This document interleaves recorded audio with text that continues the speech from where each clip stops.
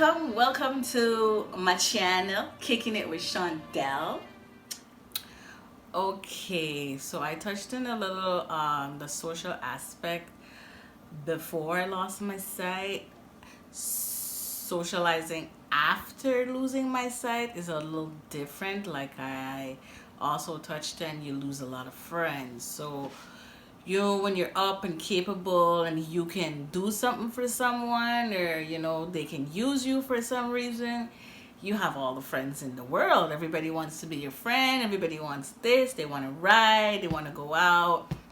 You have a good time, and then something traumatic happens and you lose them. That's how you know people who are really there for you and not. So like my instance, losing my sight, I lost a bunch of friends. I know someone who became paralyzed and had no friends, not even one after. So that's the type of thing that really shows you who values you for you. um so the relationship with the friends that did stick around changed also, because now it's awkward. Before, I can do everything for myself, and I don't need to rely on anyone, and then now I have to rely on these friends. That not have to necessarily, but kind of a little bit of a need at the same time, because if I'm out with these friends, then I rely on them to be my eyes, and they now have more responsibility for me. So most of my friends, it was, I should say all of them, it was strange for them, because it's like, whoa, I'm not used to Shondell this way. Shondell is bubbly, preppy, and all over the place, and now I have to take her places. I have to help her do this. I have to explain everything to her. So it's definitely more work, but that's what really shows who cares about you. Because if a friend is not willing to put in that work to help you through a tough situation, then that's not your friend. Even if they help you for their own benefit, that's still not your friend. So my circle is small, and even smaller in the ones that I trust and the ones that I believe that's there for me, you know. So some that's around, they would call just to check in, I don't know if they're checking to see if I can see again so we can resume, or if they're just checking out a guilty conscience. But I have some friends that still stick around, that's just to check in. They don't do anything but call, oh, you good, how's everybody, blase blase, and that's it. That's not a friendship. But then I have the endearing ones who come check for me, who visit me, make sure I'm good, ask me if I need anything, help me with everything. That's a friend. um Family relationship changes also, because your family knows you from birth. So it's heartbreaking for family to accept, okay, this is my child, my cousin, my niece, or whatever. I don't know her this way, but I don't know how to react. People don't know how to react to me, because it's like, do I baby her? Do I treat her like the same? How do I act with this person? And people, you act the same, because when you act awkward, that's when I feel awkward. Sometimes I don't even think about the fact that I don't have my sight, just acting normal, because I don't want to be babied and be like, oh, sit down, let me get this for you. Like, because you already know you lose your independence completely. So when someone comes along and babies you all the time, I mean, sometimes it's all right, you like a little break, but when someone comes around and baby you, act like you can't do anything for yourself, then you lose that independence. You feel like an invalid sometimes, because then they think that you need to sit down every time. You need to help putting on your clothes. You need help with food. Like, I can do a lot for myself. It's amazing how much people without their sight can do.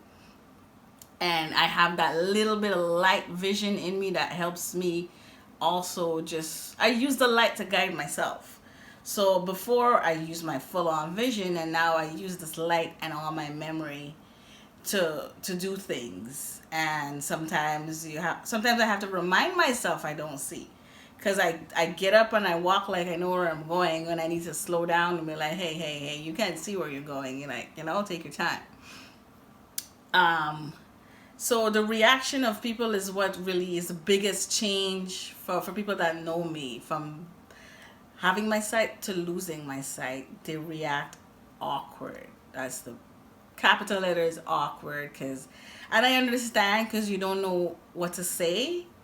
But word of advice, just treat me like you knew me before. Talk to me normal. Like I'm still the same. It's just the fact that I can't see you now. Um, like I said, with the friends, you just you cherish those who cherish you, basically. Not because someone sticks around after a traumatic event means that they're necessarily there for you. You just gotta be smart about that and trust yourself. Be independent and don't depend on anyone for everything.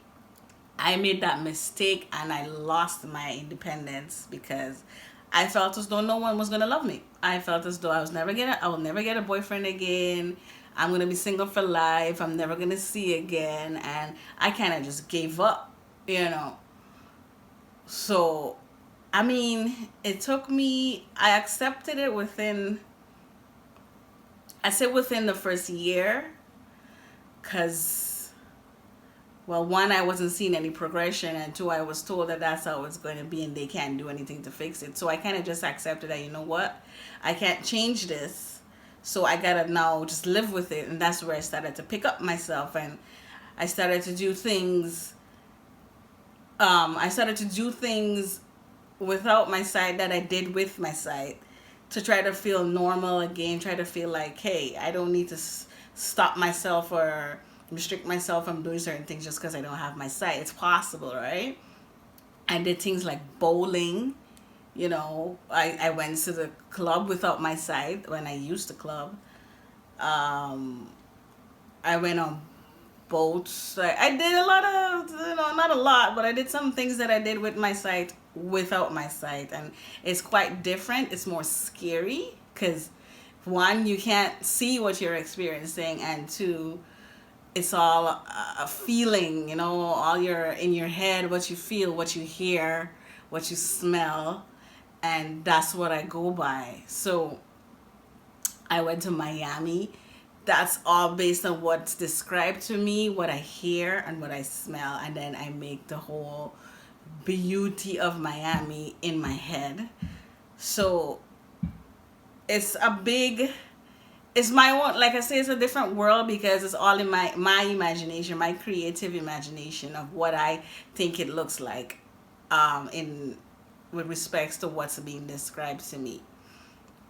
And on the job front, before I lost my sight, I did a lot of jobs. Way easier to find a job. My career was ECE, early childhood education. So working with kids, teaching in the daycares, different daycares. It's very hard to find a full-time position in that field, but I worked at different daycares and I just kept working to make a living till I could no longer work no more. After losing my sight, it was a little more difficult to get a job because of the sight restrictions. There's computer programs out there that you can use to get different jobs, but that also you have to be trained in. And then people generally tend to want to hire someone like in competition with someone with their sight. That person will more likely get the job before me. So I more go for like online jobs that I can work through my phone because I can figure my phone out. I have a computer with a program called JAWS that I can use. But like again, for any job, they would have their own specific program to do the task that job requires. So the work field is a little more difficult, not impossible. Um, and you need a lot of help. There's not a lot of independence, and then there is at the same time. So once you're in a familiar space or doing something familiar or you've been trained in, you're good to go. But other than that, everything is like learning brand new again. So the main idea of life after losing your sight is that it's more of a challenge. I mean, life is a challenge with your sight, but it's more of a challenge trying to do things, learn things, grow and progress without your sight. But it's not impossible.